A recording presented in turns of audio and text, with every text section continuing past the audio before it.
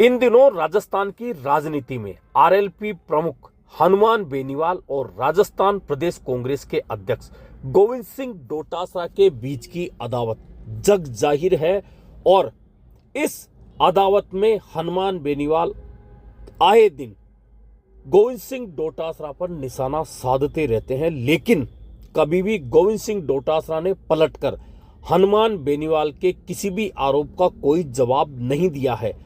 ऐसे में इन दोनों की अदावत ऐसे लगता है कि हनुमान बेनीवाल एक तरफा लड़ाई में आगे बढ़ाए जा रहे हैं। दरअसल हनुमान बेनीवाल नागौर से सांसद हैं और वे सांसद कांग्रेस के साथ गठबंधन में यानी कि इंडिया के साथ में गठबंधन करने के बाद बने हैं, लेकिन गठबंधन के उम्मीदवार बनकर चुनाव जीतने के बाद से हनुमान बेनीवाल लगातार कांग्रेस और कांग्रेस नेताओं पर हमेशा हमलावर रहे हैं।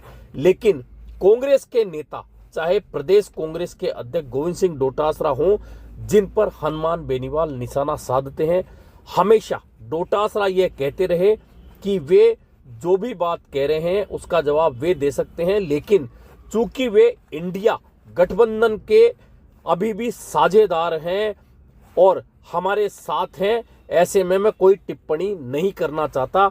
लेकिन इसके बावजूद हनुमान बेनीवाल हमेशा गोविंद सिंह डोटासरा सहित कांग्रेस के कई नेताओं पर निशाना साधते रहे हैं और इस निशानेबाजी और आरोप प्रत्यारोप की राजनीति में जब उपचुनाव आया और खींवसर में हनुमान बेनीवाल ने अपनी पत्नी कनिका बेनीवाल को चुनाव लड़ाया और उस चुनाव में कांग्रेस ने भी अपना उम्मीदवार उतारा। ऐसे में त्रिकोणीय मुकाबला जिनमें हनुमान बेनीवाल की पत्नी आरएलपी उम्मीदवार कनिका बेनीवाल रही, कांग्रेस की उम्मीदवार रतन रही, वहीं भाजपा ने रेवंत राम डांगा को टिकट दिया और इस त्रिकोणीय संघर्ष में रेवंत राम डांगा ने भाजपा के उम्मीदवार के रूप में जीत दर्ज की और हनुमान बेनीवाल की पत्नी कनिका बेनीवाल चुनाव हार गई। उस चुनावी हार के बाद से गोविंद सिंह डोटासरा और हनुमान बेनीवाल की अदावत कुछ ज्यादा बढ़ गई और हनुमान बेनीवाल ने लगातार गोविंद सिंह डोटासरा को हर मौके पर कहीं ना कहीं निशाने पर लिया। ऐसे में माना जाता है कि हनुमान बेनीवाल यह मानते हैं कि कनिका बेनीवाल की हार में कहीं ना कहीं गोविंद सिंह डोटासरा की वह रणनीति कारगर रही जिसमें उन्होंने कांग्रेस उम्मीदवार उतारकर हनुमान बेनीवाल की पत्नी और आरएलपी उम्मीदवार की हार निश्चित कर दी। अब इस अदावत के बीच में हनुमान बेनीवाल का सोशल मीडिया पर एक सार्वजनिक सभा में दिया गया भाषण वायरल हो रहा है और उस भाषण में हनुमान बेनीवाल सीधे गोविंद सिंह डोटासरा पर फिर निशाना साध रहे हैं। दरअसल पहले पेपर लीक के मामले को लेकर गोविंद सिंह डोटासरा पर निशाना साधा जाता रहा, लेकिन इस बार 2,500 करोड़ के घोटाले को लेकर हनुमान बेनीवाल ने सीधे सीधे गोविंद सिंह डोटासरा को निशाने पर लिया है और कहा है कि वे जाट हैं तो क्या मैं उनको छोड़ दूंगा। दरअसल हनुमान बेनीवाल का कहना है कि मैंने लोकसभा में यह मामला उठाया था और जब लोकसभा में यह मामला उठाया था तो मैंने आईएएस अधिकारियों का नाम लिया था, लेकिन साथ ही मैंने उस समय के तत्कालीन कांग्रेस सरकार के शिक्षा मंत्री का भी नाम लिया था और चूंकि 2,500 के घोटाले में एक व्यक्ति जिसका नाम हनुमान बेनीवाल लेते हैं, उस व्यक्ति को गोविंद सिंह डोटासरा ने अशोक गहलोत से मिलाया था और उसे ही ठेका दिया गया था। दरअसल कांग्रेस सरकार के मंत्री रहे राजेंद्र यादव के बेटों के खिलाफ हाल ही जो एक मुकदमा दर्ज हुआ है, उसी मुकदमे का हवाला देते हुए हनुमान बेनीवाल गोविंद सिंह डोटासरा पर भी निशाना साधते नजर आए हैं। हालांकि इस अदावत का अंत क्या होगा क्या नहीं होगा ये अलग बात है, लेकिन इन दिनों हनुमान बेनीवाल और गोविंद सिंह डोटासरा की इस अदावत का राजस्थान की राजनीति में चर्चा बहुत ज्यादा हो रहा है। अनठा पड़ गया ना कि क्या कमजोरी है, पक्को मेरे को इलाज कराए।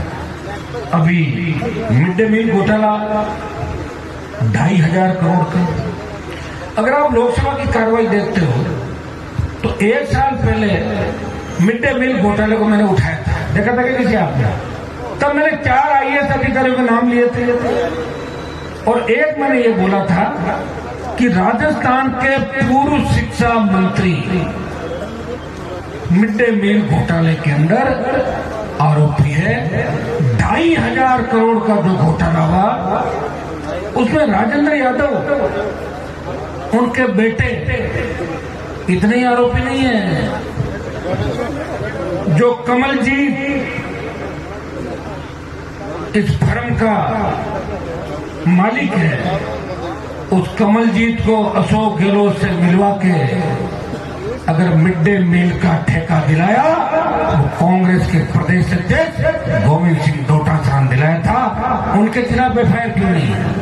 क्योंकि भजनलाल दोनों मिले हुए हैं।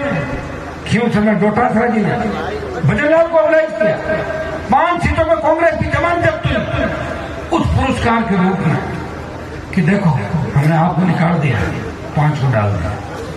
भाई मैं ये नहीं कह रहा हूं, ये वो लाल डायरी कह रही है जिसके पहले पन्ने पे लिखा हुआ है लाल डायरी के कि डोटासरा जी कमलजीत को लिख के अशोक जी के पास पहुंचे और अशोक जी ने आंख बंद करके ठेका दे दिया। ये 2,500 करोड़, क्या आपको पता 2,500 करोड़ कितना होता है? तो कमल जी तो साइकिल पर घूमता था पहले, 200, 500, 1,000 करोड़ का आदमी कितना। और ये पैसा किनका था? ये गरीब हमारे बच्चे जो स्कूल के अंदर जाते हैं उनको पौष्टिक भोजन नहीं मिले, बीमार हो गया, घटिया दर्जे का खाना दो उनको, ईश्वर माफ नहीं करेगा। आखिर फंस गए ना, बहुत हंस रहे थे, हनुमान जी की पत्नी पर आ गया घोटाला। अभी तो एक आया, 4 और आएंगे, RPC का आएगा, दूसरा आएगा, कौन मदद करेगा बताओ? क्योंकि आपने लूता डाल दिया और मेरे पास तो लूता नहीं भी डालते, मेरे सामने तो भ्रष्टाचार मुझे दिख जाता है। तो निश्चित रूप से भ्रष्टाचार के खिलाफ मैं बोलता हूं, क्योंकि मेरी पार्टी का गठन इस भ्रष्टाचार के खिलाफ किसान जवान की ताकत बनके जवान किसान की सत्ता में भागीदारी। पार्टी गठन के समय मैंने कहा था कि जिस दिन जवान किसान को आवश्यकता होगी, हनुमान बेनीवाल सत्ता का सुख छोड़ के अपने भाइयों के बीच आधी रात को आ जाएगा। और कई आधी रातें राजस्थान में मैंने आपके साथ बिताई है। ये थान सिंह बैठे हैं डोली, इनके बहुत बड़ा मामला हुआ। वो लोनी के अंदर जो गंदा पानी पर्वतरा के अंदर जाता था, लोकसभा में उठाया, भूपेंद्र यादव जी से मिलाया, ले जाके लोगों सुप्रीम कोर्ट ने संज्ञान लिया, बोले कलेक्ट्रेट से बाहर नहीं आएगा। मैंने कहा मैं वही आ रहा हूँ। मैं वहां गया, पैरों पड़ के आगे दौड़ के आएगा आएगा आएगा। तो क्या वैसे ही बैठे बोले साहब गलती हो गया आएंगे। मैंने कहा तुम आ जाओ ना, मुझे क्यों बुला रहे हो? आए थे, वो मुद्दा इतना ही था उस समय। और निश्चित रूप से उस मुद्दे को भी हम इस बार पुनः जो ये मामले हैं लोकसभा के अंदर रखेंगे। मेरी किसी से कोई व्यक्तिगत दुश्मनी नहीं, लेकिन कोई व्यक्ति साइकिल से अगर 2,500, 5,000 करोड़, 10,000 करोड़ कमाएगा, वो पैसा आपको देना पड़ेगा। वो चाहे किसी भी जाति का नेता हो, हनुमान बेनीवाल उसके खिलाफ आवाज उठाएगा, चाहे मुझे कितना ही राजनीतिक नुकसान हो जाए, कोई फर्क नहीं पड़ता, घर बैठ जाऊंगा, लेकिन मेरे विचार, मेरी जो आदत है उसको नहीं छोड़ूंगा।